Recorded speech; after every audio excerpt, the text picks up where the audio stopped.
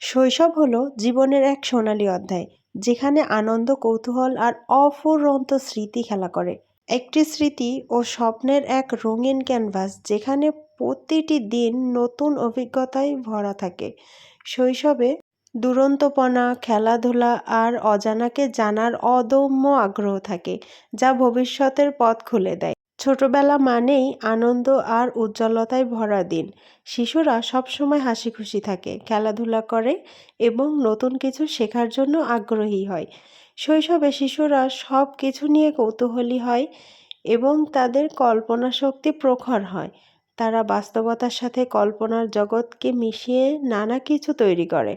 আর শৈশবে শিশুরা নির্ভীক হয় এবং তাদের মধ্যে আত্মবিশ্বাসের অভাব থাকে না। তারা কোনো কিছুতেই সহজে ভয় পায় না এবং নতুন কিছু চেষ্টা করতে সবসময় প্রস্তুত থাকে। শিশুরা পরিবার ও বন্ধুদের সাথে গভীর বন্ধনে আবদ্ধ থাকে। তারা একে অপরের প্রতি অগত ভালোবাসা ও সহানুভূতি রাখে।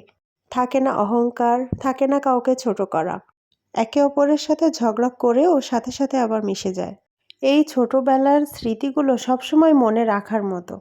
এই সময়ের স্মৃতিগুলো ভবিষ্যতের পথ চলার অনুপ্রেরণা যোগায়। শৈশব জীবন এমন একটা সময় যা প্রত্যেক মানুষের জীবনে গুরুত্বপূর্ণ। এটি ভবিষ্যতের ভিত্তি স্থাপন করে এবং জীবনের পথ চলাকে সুন্দর ও অর্থবহন করে তোলে। আমি আমার শৈশব জীবনকে খুবই মিস করি। তাই আমি আমার সন্তানকে কখনো খেলা থেকে বঞ্চিত করি না, বা এই সময়ের যে ফ্রিডমটা, এই ফ্রিডম থেকে আমি কখনো তাকে ঘরে আটকাতে চাই না। আমি আমার সন্তানকে সব সময় সবকিছুতে স্বাধীনতা দিয়ে রাখি। তাই বলে এমন না যে আমি শাসন করি না। যতটুকু শাসন করার প্রয়োজন ততটুকু আমি শাসন করি।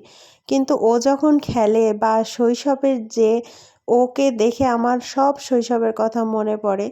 ওর খেলাধুলা বা ওর সবকিছুই দেখে আমার শৈশবের কথা মনে পড়ে। ওর কথাবার্তা, ওর দুষ্টামি সবকিছুতেই আমি আমার শৈশবকে মিস করি। আমি এটা বুঝি ও যখন বড় হবে তখন ও আর এই শৈশবের দিনগুলো অনেক বেশি মিস করবে। ও বলতেই পারবে না যে আমি ছোটবেলায় এই করেছিলাম, ওই করেছিলাম। আমরা যেমন সবাইকে বা আমাদের বাচ্চাদের সাথে গল্প করি যে আমরা ছোটবেলায় এই করতাম, ওই করতাম।